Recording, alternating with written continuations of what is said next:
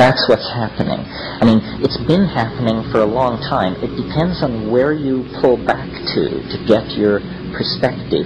One could say, looking at the universe in general, that this planet has been favored from the very beginning. That by 1 billion years ago, the discerning could tell that this was a planet going places. But certainly, by 500 million years ago, it was clear that this was a planet going places. One complex animal life form gave way to another.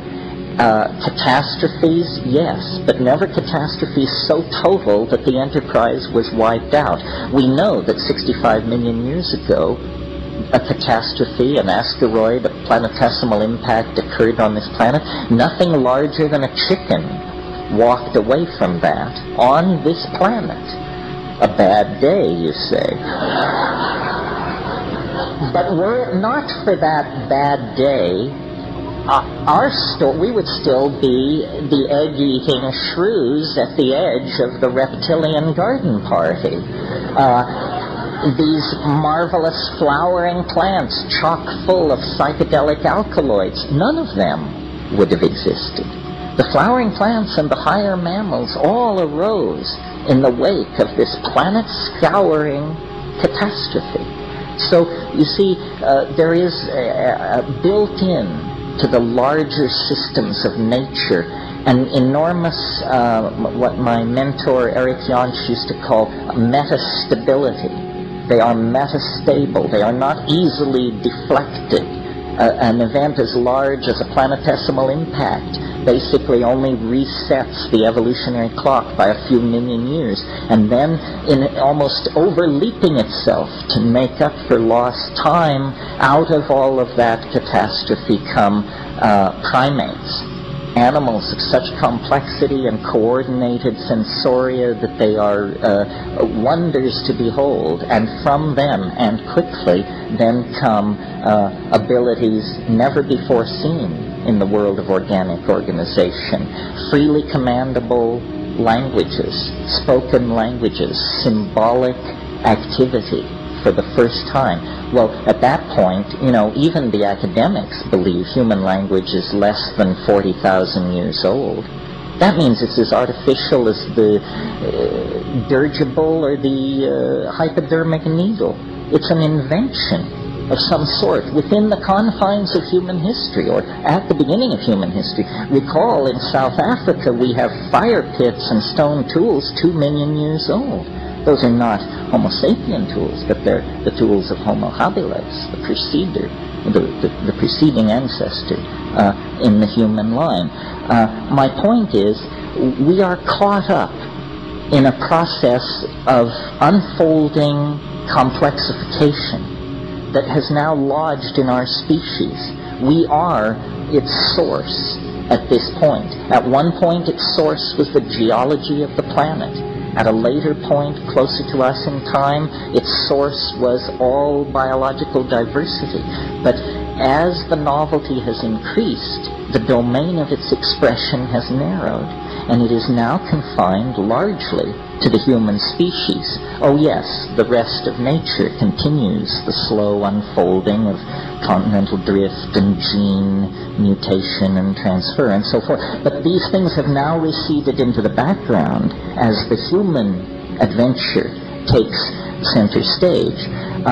So it's almost as though, in fact, this is what I believe, that we are not pushed from behind by the causal unfolding of historical necessity, but that we are in the grip of an attractor of some sort, which lies ahead of us in time. And so we are not, as it were, following what the statisticians call a random walk across the temporal landscape. In fact, the temporal landscape is a canyon with incredibly steep walls, and we are only free to move within very narrow confines as the grip, almost the morphogenetic intensity of the attractor at the end of time increases its penetration and its hold over our imaginations, our city plans, our technologies, our religious ontologies, our medical strategies, so forth and so on. Something is revealing itself to us, through us. And as we get closer, the chatter of noise and static being given off of this thing increases exponentially, because, McLuhan said once, he said, we move into the future like a person driving who uses only the rear view mirror. That's how we understand the future, by driving in the rear view mirror. All of our models of what lies ahead are based on inverted models of the past. And the one thing you can be certain of is that won't do it.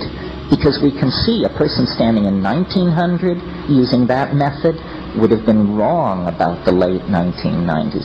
A person standing in 1600 using that method would have been wrong about the late 1900s, and so forth and so on. You cannot extrapolate from the future into from the past into the future, because the real nature of the future is its ding en sich, the thing in itself, and that's what it's trying to reveal. And so the whisperings that reach the ears of the channelers, the visions that come through the hands of painters, sculptors, choreographers, musicians, all of the felt presence of the invisible world is now incredibly pregnant with this message of transformation. And the challenge for each of us is to streamline our language sufficiently that we may mirror this thing in a way that is both true to it and rationally apprehendable to ourselves.